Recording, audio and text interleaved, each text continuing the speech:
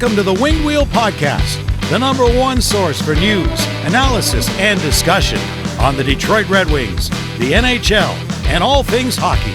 Here are your hosts, Ryan Hanna, Brad Crisco, and Evan Lopsinger.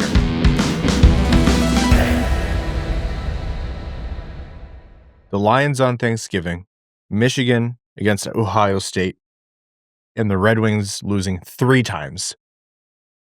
I can't believe there was a point this year where when the Red Wings were going well and the Pistons were off to an insanely hot start, and I know the Tigers season ended in a pretty disappointing way, but it was still kind of like, okay, they did really well last season and the Lions hadn't, completely collapsed. Oh, and then the saving grace for the Lions was supposed to come out of retirement. Then, oh, nope, grade 3 tear in his hamstring. Just kidding. I was at any point optimistic about Detroit sports and Michigan sports this year. How? Best thing that happened this week was the gravy boat. Yeah, that's not even particularly close either. No.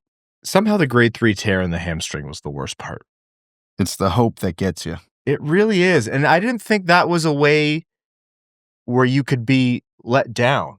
Like, I didn't think the hockey gods or the football gods did that kind of stuff. Like, that's a fresh new hell. Almost literally. That's what those in the industry call a rug pull.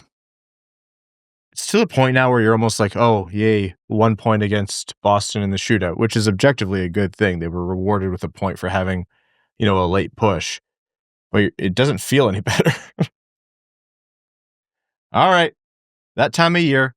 It's November 30th, but may as well be December 1st right now with the way things are going. Welcome to the Winged Wheel Podcast, folks.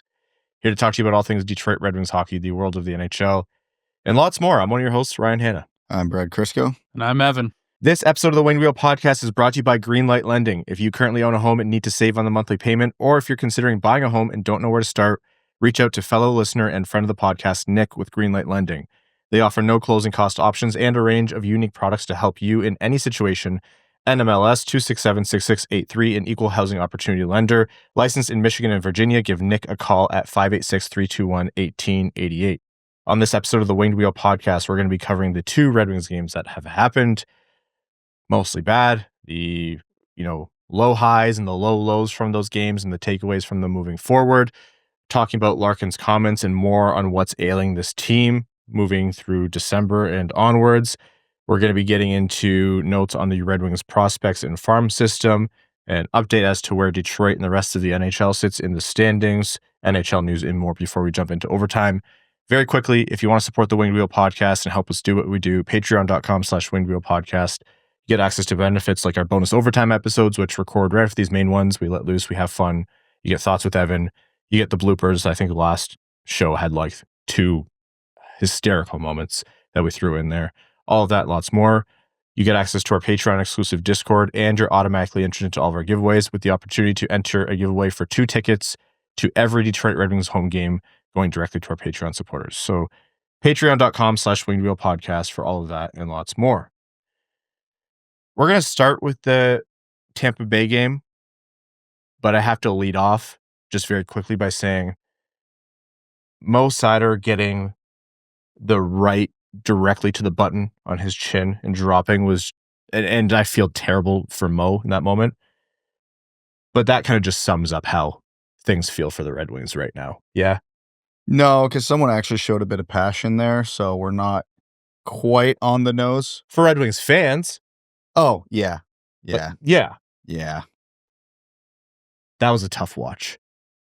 The moment I saw, you know what, we'll get into that. All right. The Tampa Bay Lightning came into town Friday at 1 p.m. Matinee game at the LCA. And a repeat of the game before, a 6-3 loss that they didn't have to lose that way. You put up 3 against Andrei Vasilevskiy. That's tough to do. It's usually a pretty good sign about your chances. I think at one point in the game when Tampa Bay had, 4 goals and Max said, it's going to be tough. It's a tough ask to score 5 against Vasilevskiy, and he wasn't wrong. Detroit falls 6-3, and that game, in my mind, it didn't have to be that far out of reach against Tampa Bay. It's kind of been, I said after the game, unfortunately, the previous episode, everything still stands. Nothing is out of date now, even though they played a game since then. Well, we're actually just reposting the same episode right now. We spliced in new names, and I kind of spoiled the bit, but nobody would have seen it. The Red Wings lost Nobody would have 6-3 to Tampa Bay. The goaltending was okay, but not great. The special teams weren't special. It's the same episode over and over again at this point, and it was good that they at least had a little bit of life offensively, but too many mistakes. And again, are there any of those goals that I can directly look at John Gibson and go, how could you let that in? No, they weren't that level of bad. Yeah, but that's like John Gibson's that's like how I got through university. Yeah. He sits at the front of the class, like everyone thinks, he's paying attention. It's like, hey, I'm just trying to get by. He's the goal equivalent of C's get degrees. Yes. But because even the Tampa first kind one of feels a little D to get degrees. Yeah, but right now. I mean, we're talking about his whole academic average right now, right? Not individual classes. Yeah, we're talking about his first year grades keeping up his overall degree grade, so he still gets the honors label at the end. Exactly. But he's in his 5th year right now. Yes. And he took that intro law class as a bird course, and it's not going well for him. God bless my my music and pop culture elective I took in the summer. God bless that course. But the first Tampa goal is probably the perfect example of this. It was the Radish point shot where there was kind of a moving screen. I think Nick Paul timed that pretty well when he was cruising by. Understandable that goes in. But man, it would be nice to not let that one squeeze through. It feels like every goal John Gibson lets in is one of those. It's like, I get it. You were screened. It's a tough save, but he never gets them. They all go in. I mean, he did have the one in the third period, and that was immediately ruined by a turnover, but I digress. So it's the same thing. The defense, okay, too many brain farts. Goaltending, didn't get a key save. The offense was okay that game. But my biggest fear right now isn't how bad this streak could get, isn't X player underperforming or Y player underperforming. I'm starting to get the real fear of this just might be who they are, which is so much worse. Stop spoiling every bit from this episode, Brad, if you could. I know, but it's the vibe right when now. you see good play in such streaks and flashes, it makes me feel like those are in fact just flashes in the pan and they just unlock something for a moment. They're not ascending to the level they should be playing at. It's like they just found a moment, which is not good if you're hoping for the playoffs. Yeah. I mean, yeah, technically, yeah. You can't be anything other than consistent if you want to be a true playoff contender. You're totally right. Maybe they are consistent. They're consistently inconsistent. We know that we're never going to know what's coming any given night. All right. December 31st, after that game, we make the determination on what this team is, because I'm not going to sit here for another 3 months and be like, well, if the bottom 6 forward group does this, it's like at some point they are what they are. I think I can't. December is always the black hole of doom. So if they're going to come out 500 or something like that and just be still floating around. But at some point, we got to just make the decision on what this team is. Winnipeg Jets at home, December 31st, New Year's Eve. That's not good. That's the game. Very bad. Hellebuck might not be back by then, but they'll get to 500 this month. But that this losing streak is going to get to 8 games, and then they're going to rip off 5 in a row, and we're going to be even more confused than when we started. So Detroit actually opened scoring that game, believe it or not. J.T. Compher scores. Really important goal because he hadn't scored in a while despite the effort. Really good work by Michael Rasmussen to get him that puck. And then, as Brad mentioned, the Radish goal. Gonçalves scored a goal that was just, I joked about, Seider getting dropped in the fight being the epitome of the Red Wings fans. The epitome of the Red Wings right now is JBD missing a skipping, bouncing puck, which happens. Not great, but it happens. And then Johansson goes to pick up the puck, is not strong on his stick, gets like a dad schooling his kid, like Pavel Datsyuk and Trevor Thompson playing keep away, lifts his stick, steals a puck, and goes in and scores on Gibson. And you're just like, if Todd McLellan has any shape left to his teeth by the end of the season, he hasn't just gritted them into like perfectly flat opposing top and bottom teeth, I would be blown away. And then Yanni Gourde scores to make it 3-1. Michael Rasmussen cleans up a play that he started with Compher as well. Compher, I believe, hit the post, and Rasmussen cleaned it up off the line again after really good work down low. Loving Rasmussen's work down low of late. You're like, okay, you're within 1. Yanni Gourde scores again to make it 4-2. Dylan Larkin scores from Raymond and Edvinsson. Nice play. So it's 4-3. Detroit's within 1 again. And it's not out of reach at this point. John Gibson makes a huge save. We've been railing on John Gibson all year pretty much. Like, he's not making the big saves. You just got the big save out of him. Are you going to turn it around and capitalize? Dear listener, not only did they not, Detroit's 2 best defensemen combined for a circus level Benny Hill theme song cartoon turnover.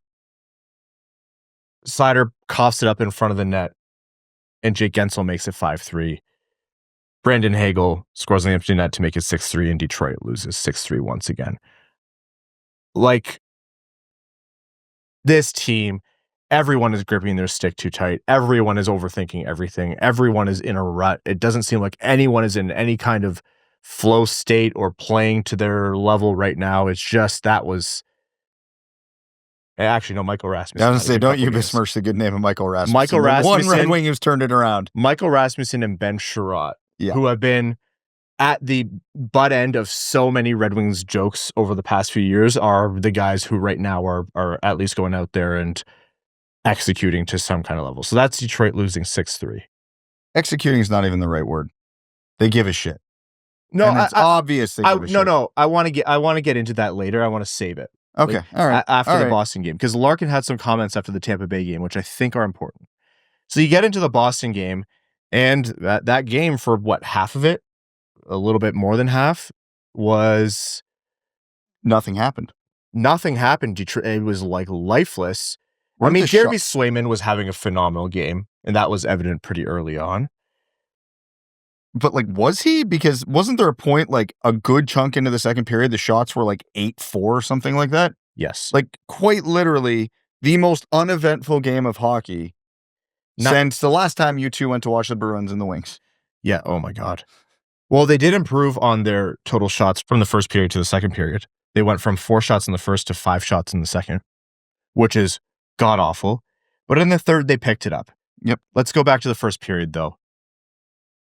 Seider in his own corner, Kastelic finishing a check, and then Kastelic, being a tough guy and a fighter, does what he's out there to do, which is he's trying to get a, jackpot trade. Take himself off the ice for 5 minutes and take Mo Seider off the ice for 5 minutes. And if he's lucky, he gets to rough up a Red Wing star in the process.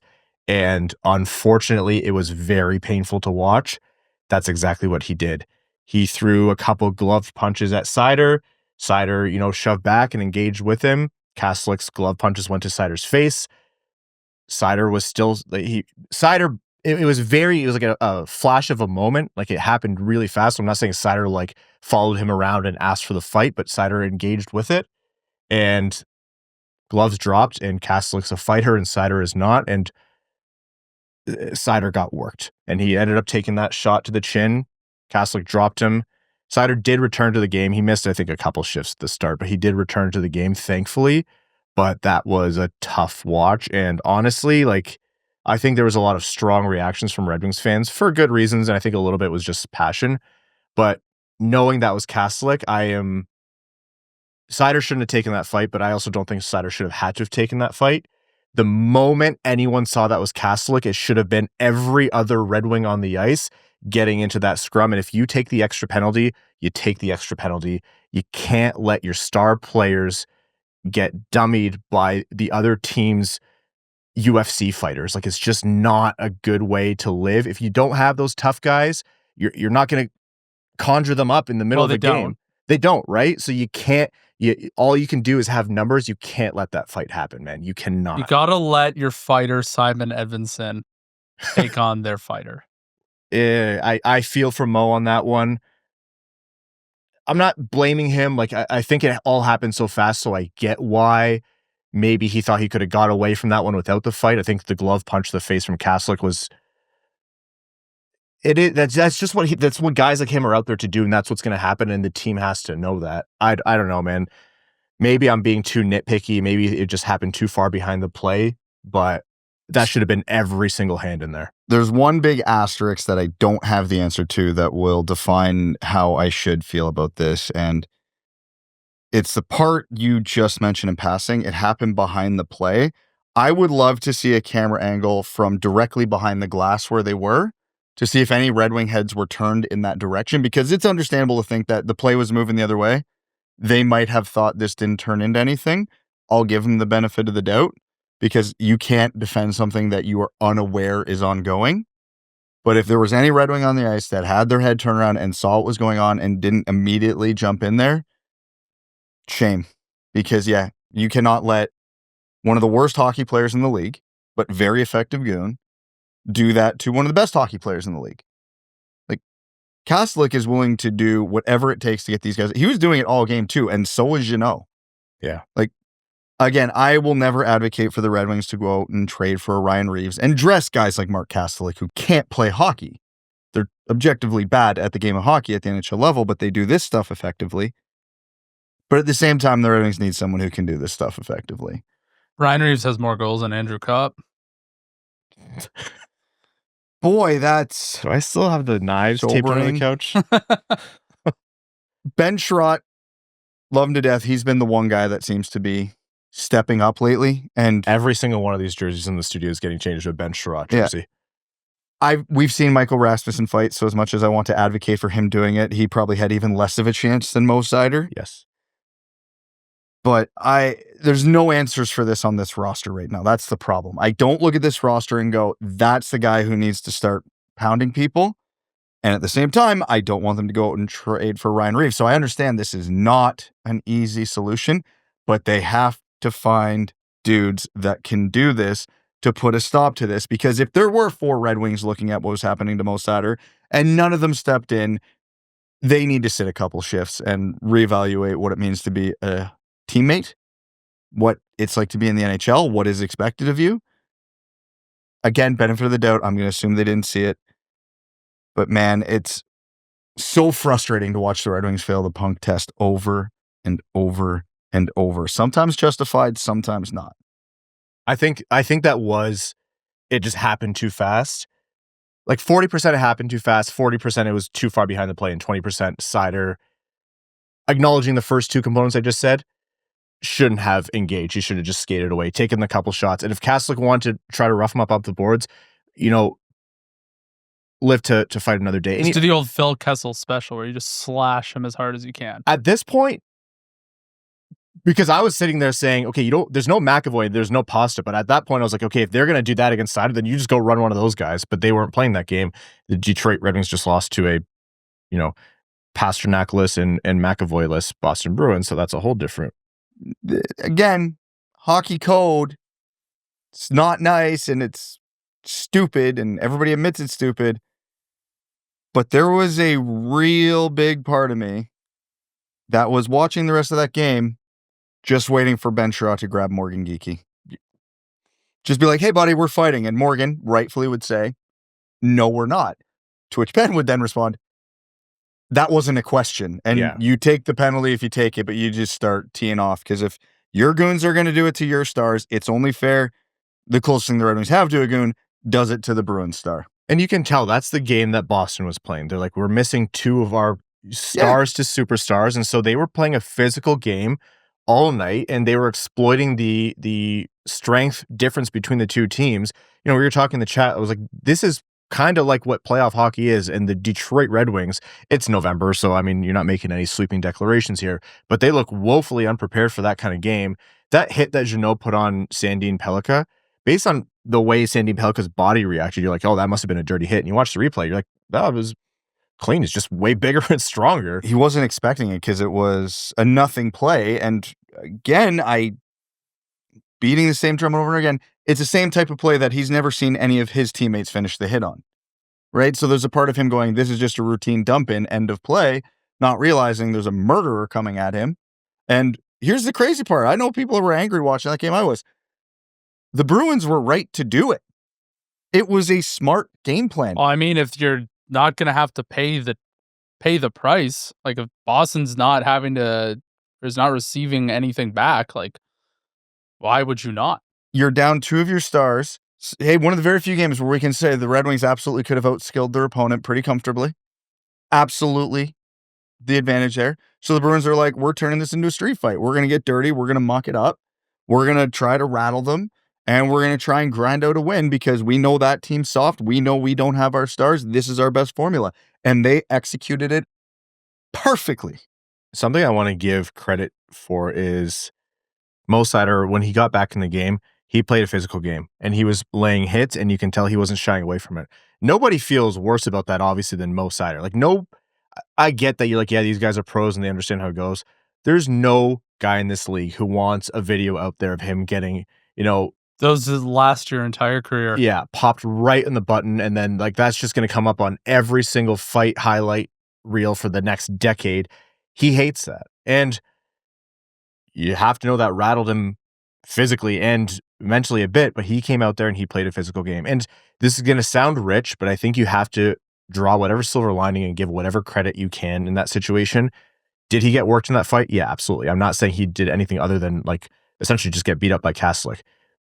But he hung in a lot longer and took a lot more than He's got an iron chin. Yes. He was like Homer Simpson. Like he was just getting he's getting tenderized. He got a couple of his own in, nothing like what Kastelic did. So, but yeah, he's a tough customer for even being able to handle that and come back to the game. I was honestly really concerned that was going to be a concussion and he'd be out. So kudos to him. But yeah, what you said earlier, Brad, like it's not an easy answer because you're like, aside from how this happened and how it played out with it being quick and behind the play, whatever, it's like you're not saying bring up a fourth line of goons. Maybe if for Tuesday you find a way to get Shine or Watson in there, I don't know. Yeah, but I was going to say, if I'm Steve Yzerman, Watson's in the lineup Tuesday. Yeah, but also the team mentality of just, all right, you don't have a Kastelic, there should be 10 gloved fists every single time a Kastelic or Jeannot tries to use the size and physicality mismatch and goon it up with the Red Wings star. I hate saying it. That's not even the right strategy because I don't think the Red Wings have anybody who can go toe-to-toe with Jeannot and Kastelic. And no, I'm saying everyone's swarm. I still feel like if there's a big scrum 5-on-5 and Kastelic grabs one Red Wing, singles him out as everything kind of gets divided up, that could end poorly. Old school, man, if I'm the Red Wings, I am making Morgan Geekie's night miserable. Forget Kastelic. He knows what he's out there for. Use the Bruins game plan against them. Every time Morgan Geekie's on the ice, Ben Chiarot jumps the boards, and he's a heat-seeking missile. He does not care about anything else. Put 3 defensemen on the ice for all I care. By the way, is Morgan Geekie the forward version of Gustav Forsling? Like a castaway player who's let go by multiple teams? He's really, really good, but he's also shooting almost 30%. So he's really good, but he's not 20 goals in December good, truly. Yeah, that was really absurd. Good. I had no idea he had 20 goals. But again, I think he's shooting like 28% or something like that. So like what an insane pace he's on. But yes, but that's what the Red Wings have to do. They're not going to win a fight against a Jeannot or a Kastelic because that is how the team is constructed. But they can make the night just as miserable for the Bruins key players as the Bruins have been doing to the Red Wings. Anyways, so Geekie opens scoring in the second period, and Lucas Raymond ends up tying the game in the third after a very lifeless first 40 for Detroit. Nice passing play from Finnie to Larkin to Raymond. Geekie on the power play gives Boston the lead, and with, a minute 40-something left, Michael Rasmussen scores. Larkin, beautiful pass to Kane. Kane, beautiful pass to Rasmussen, who just had to tap it in.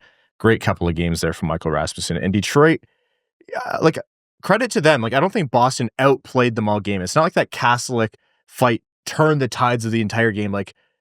I think Swayman was the best player for the Bruins by far, and he was the biggest force in that game.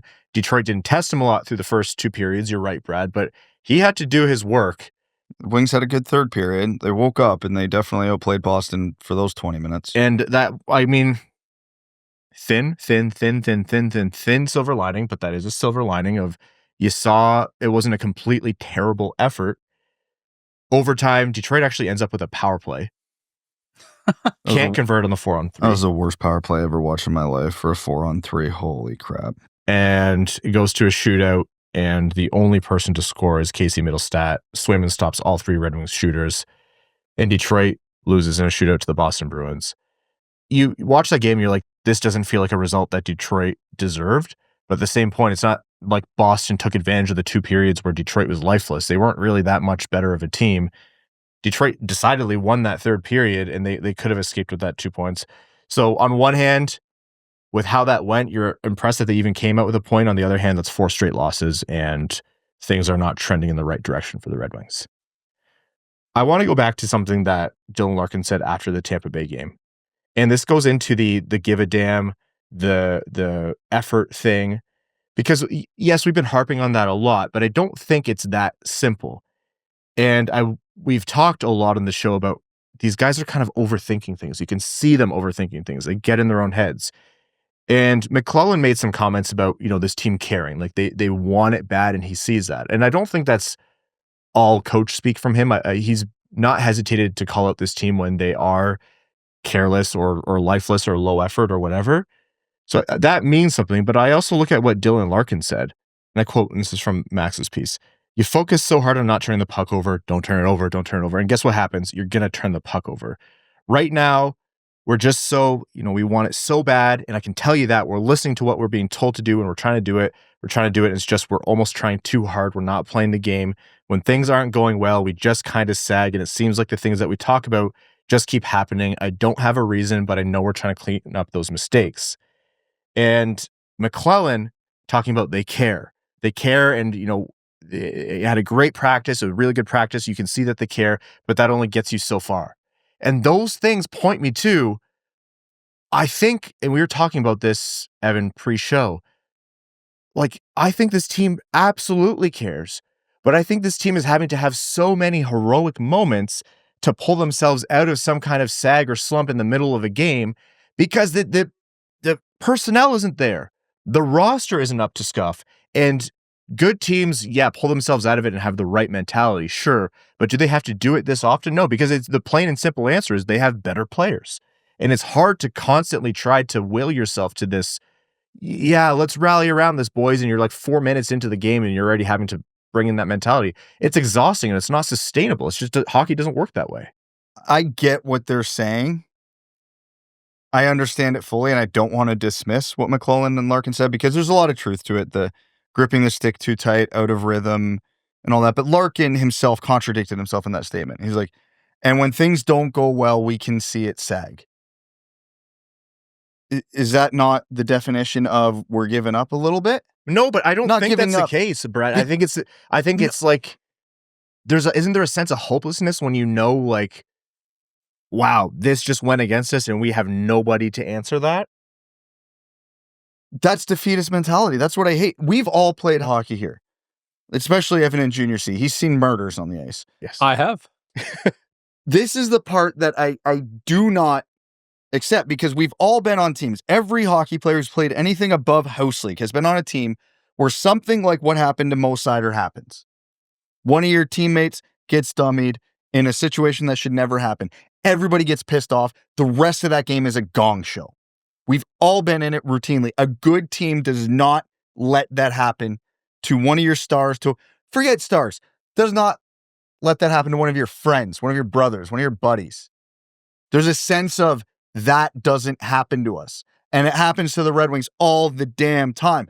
Is there anybody on the team that is designated to do that? No, but somebody's got to do something.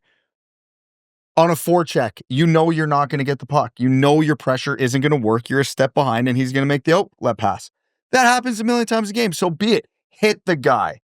We've seen the clip of Maurice in Florida saying, finish your checks, wear them down. This was playoffs. They're talking about 7-game series. Like, hit them now so they feel it in game 7. Forecheck and finish your check in the first period so they feel it in the third period. I am sorry. There are too many things catastrophically obvious to the eye test that are happening in a Red Wings game for me to believe they're fully bought in. to believe their give a shit is as high as every other NHL team. I believe they go out there and they skate hard and they try to shoot the puck hard and they know what their systems are and they're trying really hard and they're focusing to do the things they're supposed to do. But if they think their give a shit level is anywhere near NHL standard right now, I don't know what the hell is going on in that room. Again, you can't go out there and fight every night. You cannot finish 100% of your checks. It is not physically possible in an 82-game season, and it's a hell of a toll. I understand that. I do not expect Andrew Copp or J.T. Compher or Marco Kasper or Lucas Raymond every time they're hard in on a forecheck to try and put a guy into the third row. I get it. But every once in a while would give me some hope that these guys care. The fact that they're coming out and saying this after some of the stuff that's happened this season and they think it's okay. Like, I don't mean to get on my soapbox here, but Evan, I'm sure one of your teammates has gotten decked and you went in and grabbed someone who is much bigger than Someone you. got drop kicked. Yeah. I've done it. I have Same game as the headbutt or? No. I have gotten my ass kicked because one of my buddies got cheap shotted and I was first man on the scene and I got my ass handed to me by a guy 40 pounds heavier than me. It happens. And sometimes you take your medicine to show your teammates you care. If we can do that at our whale shit levels of hockey, how is an NHL team not doing that? And if you give the players excuse McLellan saying to stay out of it, okay, fine, but that's still a McLellan issue. That's still an issue of something happening in that room. Like, teams bond over stuff like this.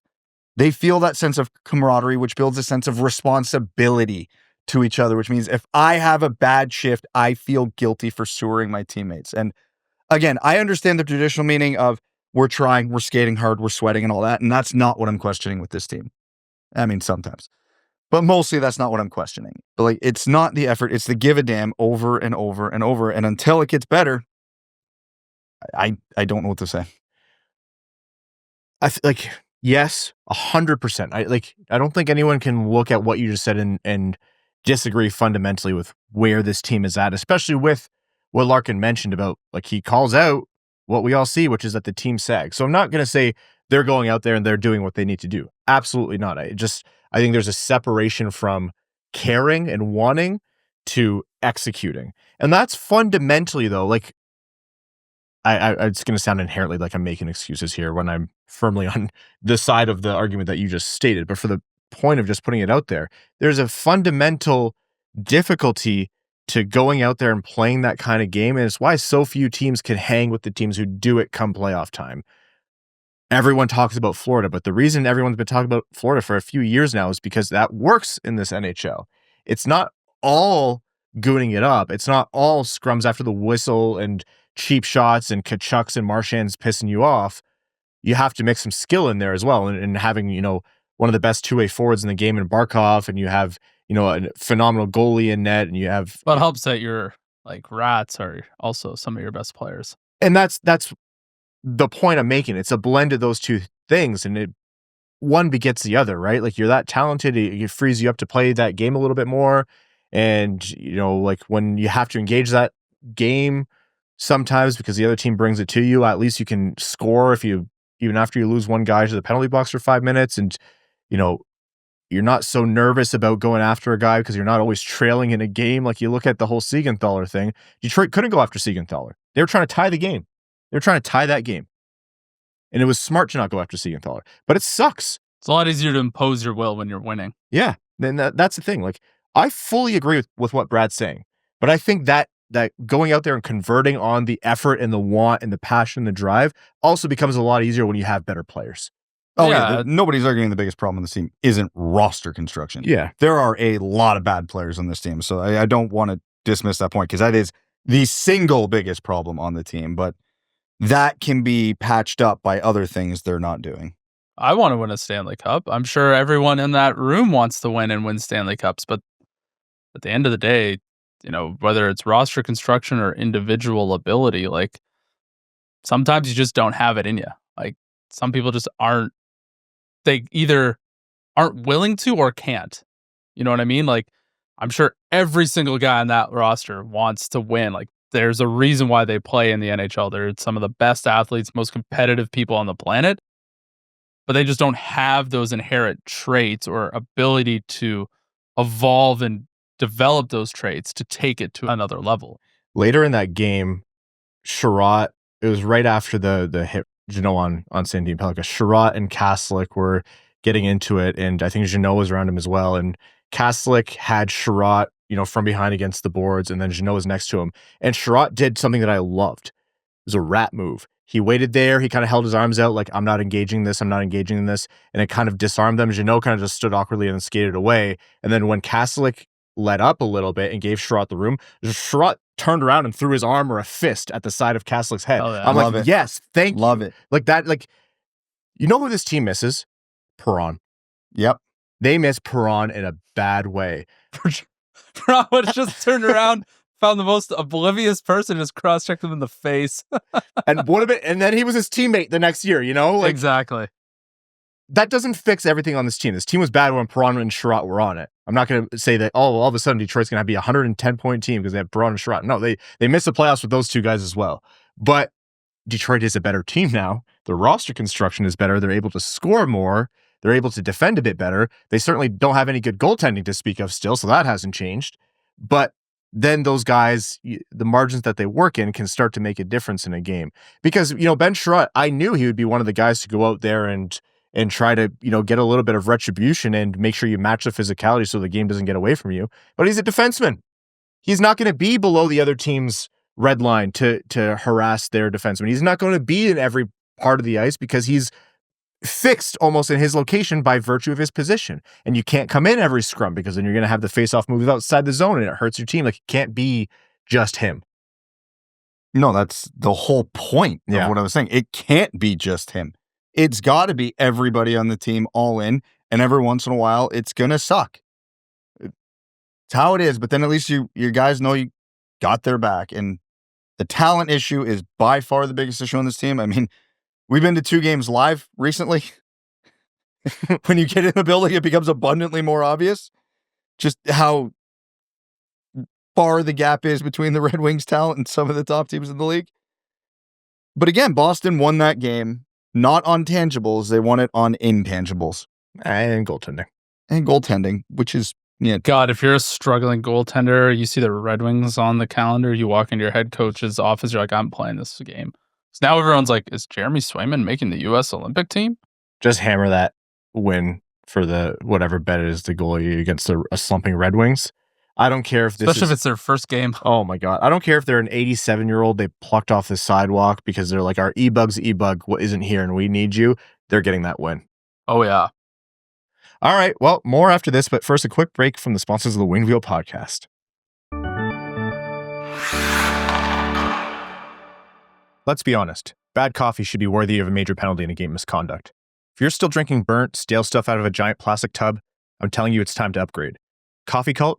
That's the real deal. They roast only the best of the best specialty grade Arabica beans in the world. We are talking elite level coffee.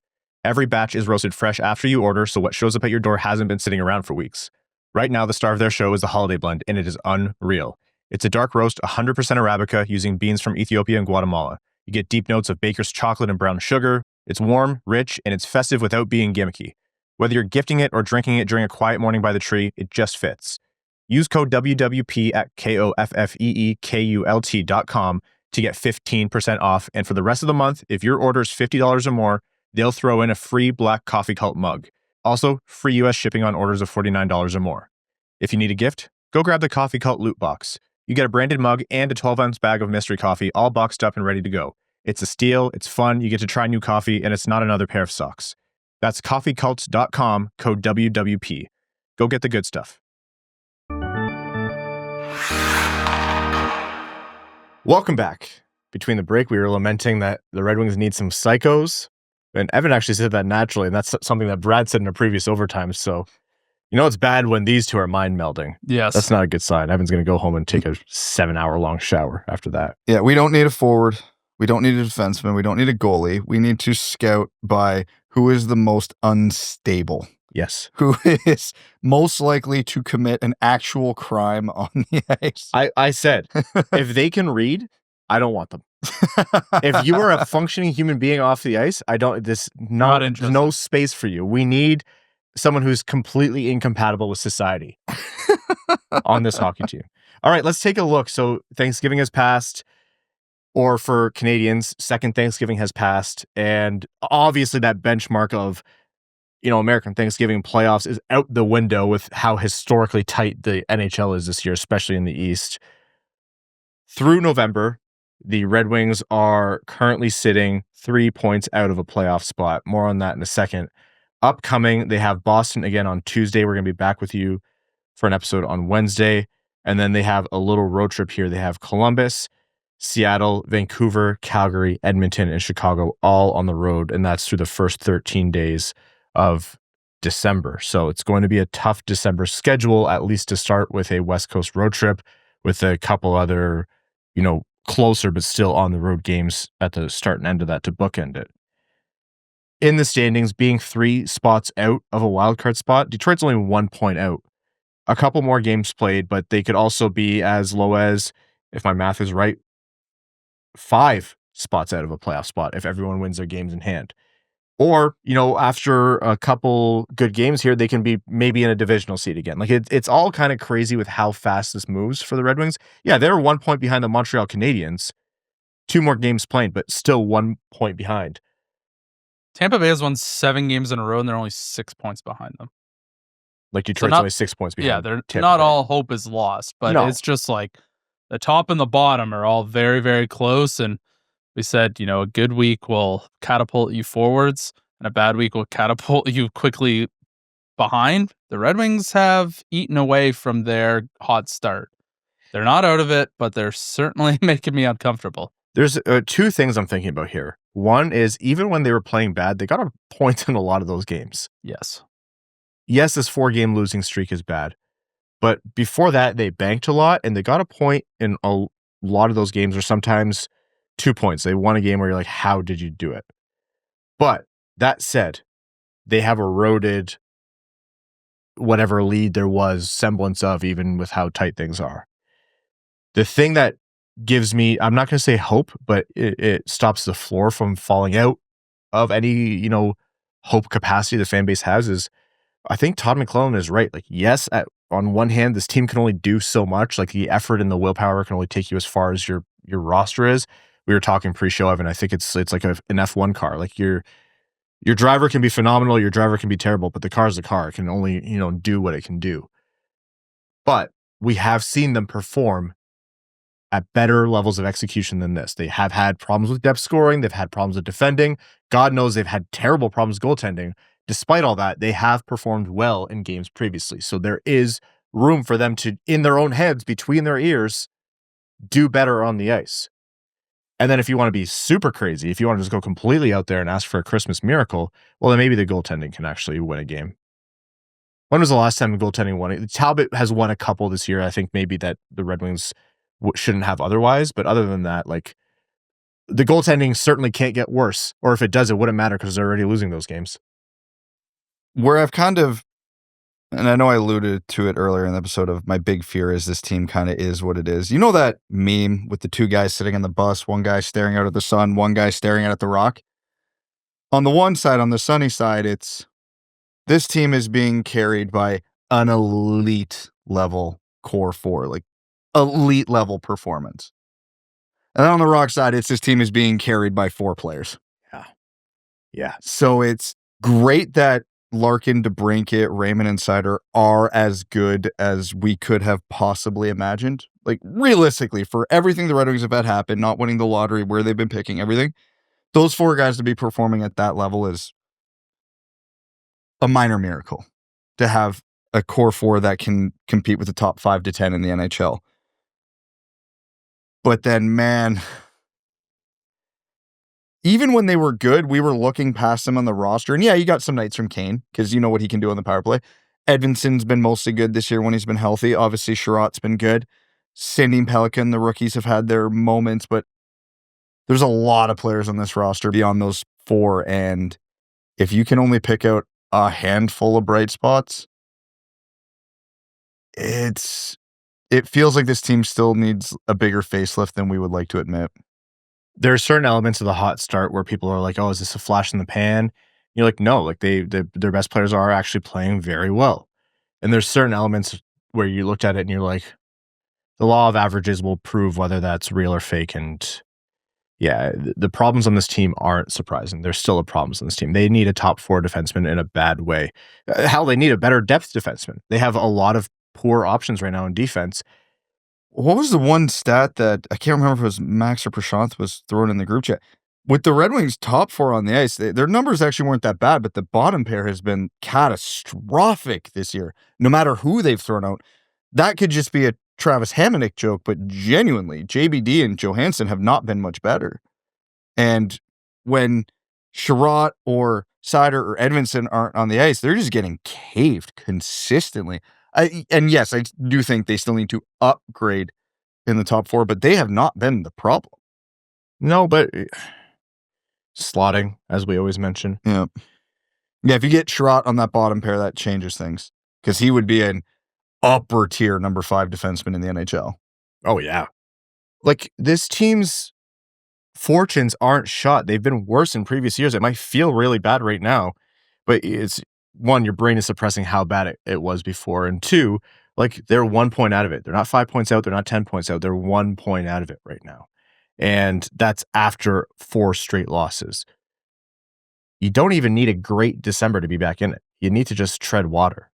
You stay 500 for this December, you're still going to be in the mix in January, no matter how pissed off Evan will be that you still won't know for sure whether this team is going to make it or not. Like, you don't need heroic performances.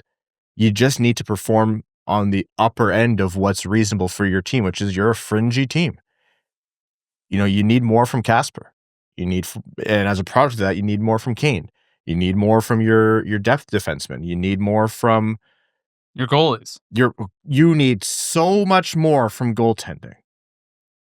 Johansson, I think, has been lesser this year than he was last year in terms of his performance. But those are all guys who were doing it before. So it's there. That's without making a move.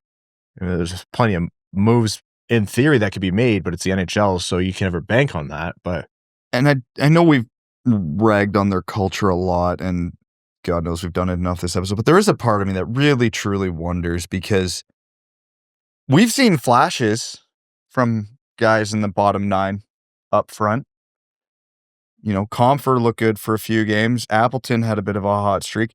Man, I don't know what Todd McLellan said to Michael Rasmussen, but this is the best Michael Rasmussen's looked in 2 years, the last 2 games. He's been winning battles, making passes. He's been finishing plays around the net, which is what he's supposed to be good at. But then when he's good, well, JVR's not doing much, Appleton's not doing much, Kopp's not doing anything. Like, it's just like they can only get 1 or 2 guys going at a time.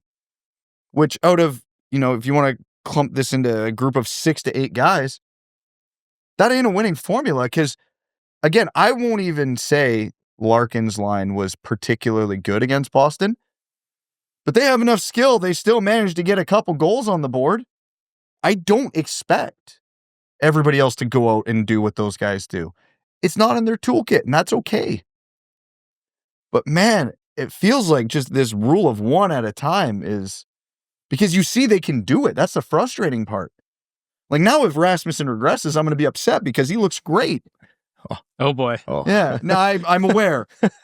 I'm aware. But it's happened with all of them. No, he's going to go through his Ben Chiarot arc right now. Also, something that a lot of people have pointed out to me, some of them shouting, Ben Chiarot's in a contract year, and they're like, why aren't you acknowledging that? It's like, for the same reason I wasn't acknowledging how tenuous the leading the Atlantic position was. Ben Chiarot was going to get another NHL contract regardless of his performance this year.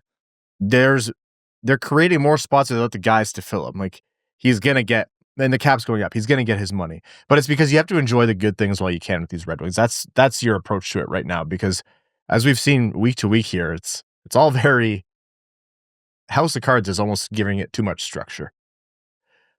There's someone who said something a while back. I can't remember which player it was. I feel like it might have been like a Copper or Compher type, maybe, but maybe it's Ben Chiarot. But it was like, you know, it's easy to feel good when the pucks are going in and the power play's firing and the fans are pumped and everything's going well. It's easy to ride those highs and feel good and feel like you're doing the right things then. But the teams who do it and make a difference and actually are there come March, April for playoffs are the teams who grinded it out and found ways to scavenge points and wins even when things weren't going your way, when the puck wasn't going your way, when the calls weren't going your way, and your team was hurt or wasn't playing well, your goalies had a bad night. Like you dig deep and you find a way to make it good then, or at least stop the bleeding. And that is we've seen the Red Wings build on the former. They've been able to ride the highs and really kind of snowball that. For over the past couple seasons, we've really seen that in a way where we hadn't the previous 8. And I believe that. But they still have yet to develop that ability to pull themselves up by their bootstraps and out of those funks and will themselves into positions. You can say to a degree they did that against Boston. I will give them that credit. They scavenged that point in a game that they really shouldn't have had. Makes it all the more important. The Tuesday game was what we saw the other night against Boston in the third period a moment in time, or is this team going to try and turn the funk around and get back in the win column? You know what's a really good example of the point you just made? Boston yesterday, missing their top defenseman, their top forward. Literally, we're going to scrap out this win. Nikita Kucherov erasure, but go on. But they went in with a game plan knowing that they couldn't outskill the Red Wings, and they executed. They punched the puck into the net, basically. Did you guys see the graphic that Nikita Kucherov had like top 6 highest clocked skating speed this year in the NHL? When your legs are 7 feet long, I would hope that you can get going pretty quick. You have that kind of power, yeah. I actually really like Nikita Kucherov as a player. Look at Boston fans. He's got lots of he's a big dude too. Like he's pushing a lot of weight. That guy's a guy. Like him or hate him, and Red Wings fans have plenty of reasons to hate that guy, but that's a guy who goes out there and plays with the kind of fire that pisses off other teams. But that, even if his performance on the ice has left Boston fans with a lot to be desired, and they don't love his contract, the piss and vinegar that he brings is valuable, I think, at times. You can't overdo it with guys like him, but definitely he's a souped-up Ben Chiarot. Man. A little bit more money, a little bit more size, basically the same player. Way more term right now, though. Yeah. We'll see what comes for the Red Wings in December. Across the league, I would love to give you a layout of, who's leading and who's peeled away from the rest. The East is essentially, everyone is still in it. The Buffalo Sabres are 5 points out of it right now, and they are bottom of the East. In the West, you have the Colorado Avalanche, who have 1 regulation loss. They have 42 points and 840 points percentage. Of their 7 losses, 6 of them have come in. Their win percentage is better than our goaltender's save percentage. Oh no. Hold on. Their points percentage is 840. The fact that we have to look this up is not John Gibson's save percentage as of right now is 865. Yeah, suck it, Colorado. Oh man, thank God. I was getting a little nervous for a second. 887 for Cam Talbot. Okay. That's dicey stuff, though. Oh no. 26 games of the year, that would have been rough.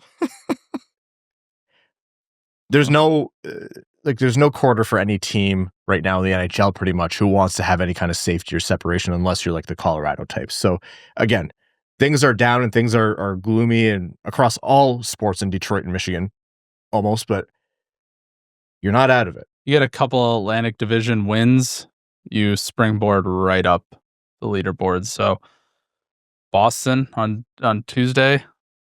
And then their next Atlantic Division game is on the 28th against the Toronto Maple Leafs. Oh, perfect. Excellent. Yeah. Good time to turn it around. Yeah, hey, you'll take it. All right.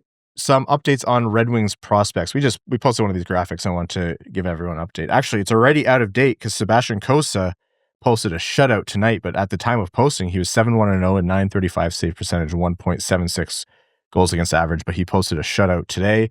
Max Plant leading the NCAA in points in 16 games played, 13 goals, 13 assists for 26 points. Carter Bear, 11 goals, 13 assists for 24 points. Didn't he have a hat trick the other night? He did. And then you have He was wearing a taco on his head. Did you see that? He was. Hell yeah. How can you hate that? How can you hate that? Trey Augustine rounding out the Red Wings top end goalie pipeline, 938 save percentage, 1.66 goals against average. Dear Lord. In the NCAA. Kieskinen, 9 goals, 8 assists, 17 points in 25 games played. And then Eddie Genborg, 8 goals, 7 assists in 24 games played, second in U21 points. And he's much younger than 21. I believe he's 18 years old still. So the Red Wings are going well in the pipeline, and some people are going to be looking at that and saying, well, I'm looking at the more immediate help in Kosa, and are you going to see him? And I know we talked about that recently, but that's still a question in my mind, depending on how December goes. Absolutely, I'm still thinking about that.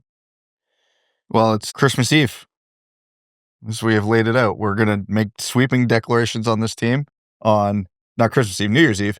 So January 1st might be the Sebastian Kosa recall. Steve, I know you're listening. Just be patient. January 1st. Happy New Year, 2026. Fresh start. I wish there weren't about 100 games between now and then. I would love for this to seem so stupid because Gibson has turned it around. Like, Talbot is playing decidedly better than Gibson right now, and he should be the floor of what any competitive team should be getting from a goaltender. Like, the absolute floor. But instead, relatively speaking, he is... It's like we can't afford to not play him, but we can't play him too much because we know what his limit of games played is. Do you think that Yzerman will wait till just after New Year's to recall Kosa and maybe make a few trades, send guys up, whatever it might be, just so we can't use the title New Year, same team for the 7th year in a row? That'd be the dream. That'd be great. We wouldn't even have to show up for that episode. We could just enjoy our hangovers at home. Maybe we should live stream for that. The three of us just dead on the couch. Regardless, I mean, I think the Kosa conversation is still, like, it's been called premature, and I think I ultimately agree with people who say that to me when I raise it, but at the same time, I'm not really, you can only watch the goaltending for so long in my mind. So if we're still saying this at the end of December, which is I think what we mentioned when we were talking about this with Max, like, something's got to give, and if it's not going to be a trade, you got to shake things up at some point. All right, with that, we're going to take another quick break here, and when we're back, the final segment on this episode of the Wing Wheel Podcast, back after this. We're going to overtime. Overtime, again, is brought to you by our Patreon supporters, patreon.com/wingwheelpodcast. The bonus episodes, the Discord, the giveaways, all of that and lots more. And it allows us to do everything that we do on the show. So thank you to our patrons. Let's take some questions from them. Chiarot Shot says, Montreal had a very bad season a few years ago and drafted Demidov with the 5th overall pick. I doubt any fans regret that terrible season now. Am I crazy for thinking a similarly bad season could be exactly what the Red Wings need right now? We've only said that for the last 9 years, so if it Surely hasn't worked this is our before, year. this is the time. Yeah, if you can get a Demidov, then great. I think like the way Demidov and the Michkov years, whatever you think of those players, like they shouldn't have gone that low. And I do think a little bit of that Russian fear of prospects is going to fade, and you're going to see fewer inefficiencies in the drafting in that regard. But yeah, I mean, like if you can get a great player, if you can get a McKenna or Verhoff or whoever, absolutely. I still firmly believe that even at this team's worst, this iteration of the Red Wings' worst, they are too good to be that low. They would have to get insanely lucky in the draft lottery to move up to those kinds of positions, because you have that core four that Brad was talking about who are, you're seeing them do it. It's not even in theory. They are dragging this team to quite a few points relative to what you would expect from the rest of the roster. I don't think they're necessarily outperforming their station by very much, if at all. They just have really good high-end players right now and almost nothing behind them, especially in net. So yeah, like I would love to sit there and say, just be bad and then draft Demidov, but you can't guarantee that. And it would actually be kind of hard to do without selling. Cool. You finish 5th last and you draft 7th. Every time. Every time. It's not worth it. Winging It from Boston says, I was at the game in Boston watching the Bees line up 5 in the neutral zone gives me 95 finals heebie-jeebies. The book is out on the wings. Their forecheck isn't good enough for effective dump and chase, so clogging the neutral zone totally gets them out of rhythm. Do they need better in-game adjustments going forward or different players?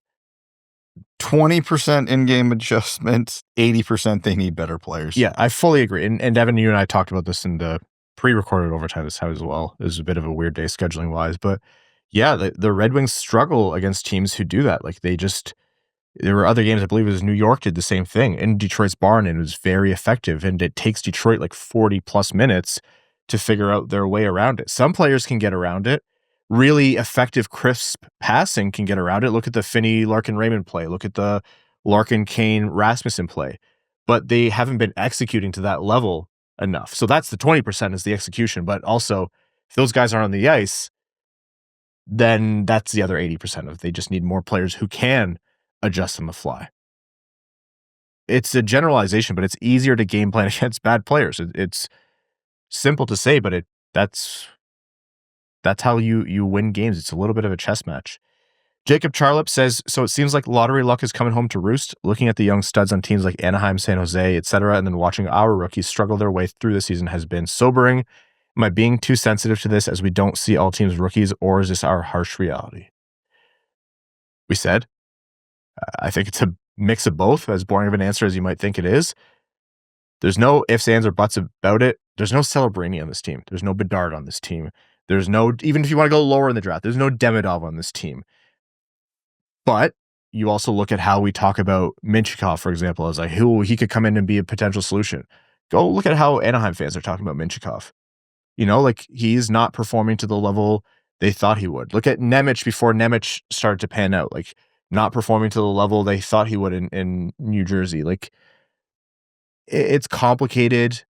We probably have a lower opinion of Sandin-Pellikka right now than pretty much every other fan base in the league. But at the same time, they don't have the fruits of the lottery luck that other teams have. That you can't deny that, as uncomfortable as it is. Jeremy Dahl says, what do you think the Red Wings will look like if they manage to keep Suter, Perron, and Gostisbehere, and they held on to Lyon? That, like, as of right now, I'm not even talking about last season or the season before. As of right now, that's a playoff team. With how well everyone else is going, that's a playoff team. In all likelihood, yeah, they are definitely significantly better. The third line isn't the train wreck that it's been. Perron probably helps on the second line, so you can put someone opposite Kane. Perron might help on the third line. Like, even at that, yeah, heck, you just have Suter and keep the top six as is, but throw out Suter and Perron on the third line. It's a hell of a lot better than what they got. And Gostisbehere on the defense. Oh, man. I mean, I don't want to keep picking on the guys, but if he was their fifth defenseman right now, I'm not entirely convinced that one of you two wouldn't be an upgrade with the way that pair's going right now. Like, I know I pick on this one a lot, but I do think Gostisbehere is actually the biggest free agency miss signing or letting guys walk the Red Wings have had. He wanted to stay, and he didn't need that much money.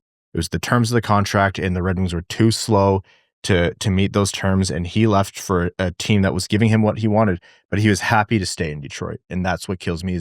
I had all my criticisms of Gostisbehere that season, especially during the worst of it, because he was a black hole defensively.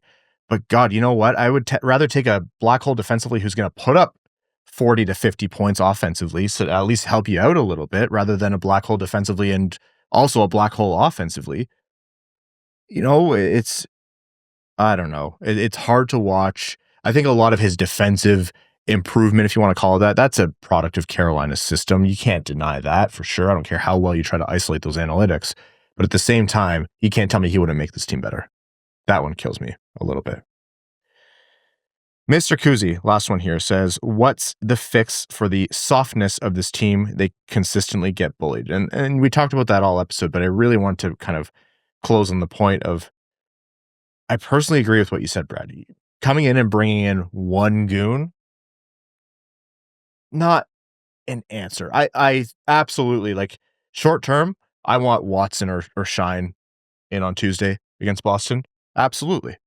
You have to have an answer, and you don't want your best players fighting. I don't want Larkin to go in there, but I know he will, but I don't want him to go in there. We don't need someone breaking their hand.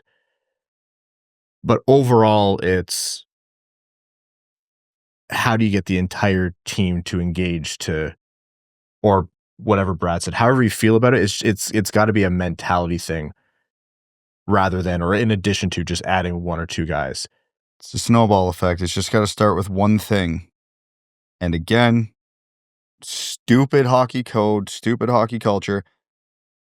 Not that he would do it, but just to pull a name out of the air. If Mason Appleton grabs Morgan Geekie in the first period, that'll get the boys fired up. And then imagine someone grabs Zaka in the second period. And then all of a sudden, Chiarot lines up Kastelic and puts him into the boards. Like, that's how much you can, that'll have an impact on one game. But if, you know, the snowball just keeps rolling every game over and over and over and over again, it's never going to be one thing.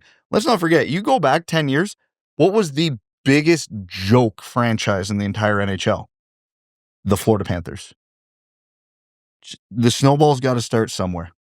All right. We actually have one more here that I want to mention. Rasmussen and Petrie on a 2-0 breakaway. Says, this team plays better when they're chasing a rookie's first career goal. It's time to bring MBN back. I actually do believe it may be time. He embodies everything we want this team to be, and we are a better team with him in the lineup, even without him scoring, which will come.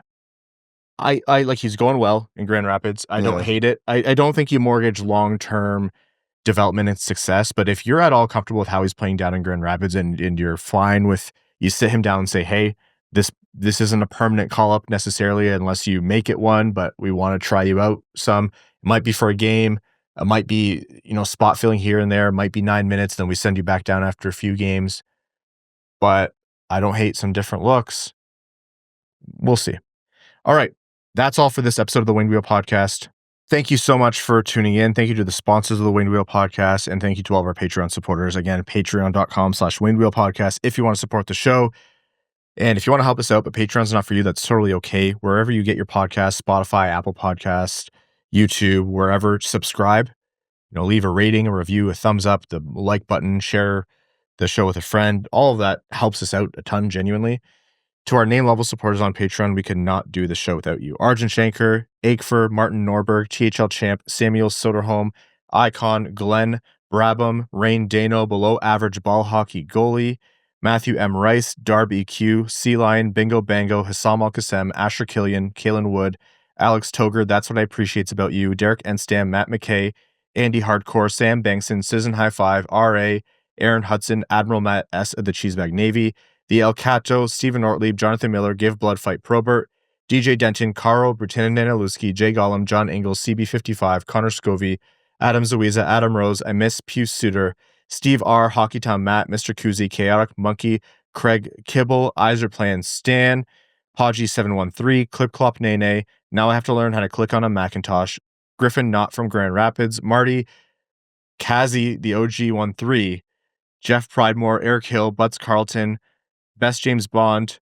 Kazi is how he wants me to say it, Kazi, Beer League Legend, Alec, Mark Hernandez, Slim Smitty Cards, Grand Rapids Girly, Anna Sleeman, William, Kip, Tira Jr., Mike, Asher, Chris Black, August, Brian Munn, Improved But Flawed, Chris 99 Jones, Putting on the Maurice, Trevor Centerfit, General Andy Bohan of the Cheesebag Army, Quaz, Dylan Larkin Trade Sacrifice, Tarps Off at the Thanksgiving Dinner Table, Matt Keeler, Linda Hall, Connor Layton, As Good As It Jingles, Jeremiah Dobo, Josh Yelton, Brad Simmons, Darren Fick, Bex, The Hodag, Pastor Jake, more like Master Jake, Commander Ben Barron of the Cheeseback Space Force, Sandin-Pellikka's Pet Pelican, Griffey Boy, JM Rhapsody, Frank Stanley, Rosie Posey, that other guy, Puck, I always have to be careful with that one, Carl Thames, Nerno, The Hat 123, Stephen, A.A. Ron, Corey Prida, All Motor No Hands, Gene Sullivan, Roy Mudbutt, Big Cheese, James Pridemore, Upernadian, Drop the Puck, Eric Nance, Ann Stanislavski, Jim, Belgium Massiballs, Wings Fan in St. Louis, Scott, Johnny Page, Lucas Raymond, Cops, Bubba, Gump Lip, Trent Thorough, Grepsky, Evan Beckner, Return of Jambo, C.E. Hayes, Finney to the Rafters, Jacob Marsh, Faulkness, Fight Night at the Joe, Axel's Sandy Pelican, The Octopi's Ninth Leg, Finney the Pooh, and your second favorite patron. Thank you all so very much. We will talk to you midweek. Thanks for tuning in to the Winged Wheel Podcast.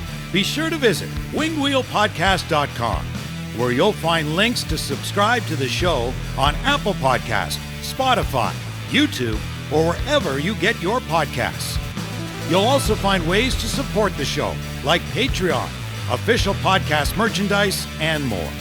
And don't forget to follow us on X at Winged Wheel Pod, at Ryan Hanna, WWP, at Brad Crisco, and at Hockeytown Evan, as well as Winged Wheel Podcast on Instagram.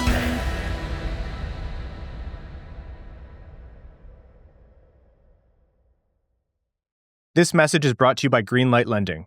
Are you facing financial red lights on your home ownership journey? Don't have money for a down payment or closing costs? Struggling with your current mortgage payment or other debt obligations? Or maybe you have a complicated situation like credit challenges or self-employment income? At Greenlight Lending, they turn those red lights green with creative mortgage solutions for purchase and refinance loans. Their team crafts personalized plans with flexible closing cost options, competitive brokered rates, and innovative loan programs tailored to your needs. Whether it's finding the right loan or guiding you through the process, they're here to help you score your home ownership goals. Let's get you out of the penalty box and into the game. Head to gogreenlightlending.com to explore solutions or call Nick directly at 586-321-1888 for your customized plan. All loans are subject to credit approval, terms, and conditions. Rates and programs vary. Contact for details. Greenlight Lending, lighting the way to your financial future. NMLS 2676683, an equal housing opportunity lender, proud sponsor of the Winged Wheel podcast.